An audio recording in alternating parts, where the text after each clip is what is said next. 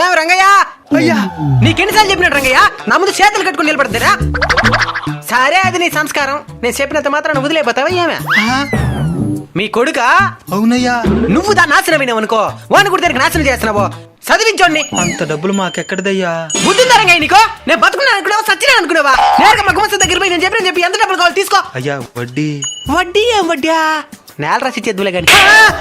Right, మీరు ఎదగాలరా, మీరు ఎదిగేదే నాకు కావాలా. కొన్ని సంవత్సరాల తరువాత అయ్యా ఏంది నాకు బయట దేశంలో ఉద్యోగం వచ్చిందయ్యా. బయట దేశంలో ఉద్యోగం వచ్చిందా?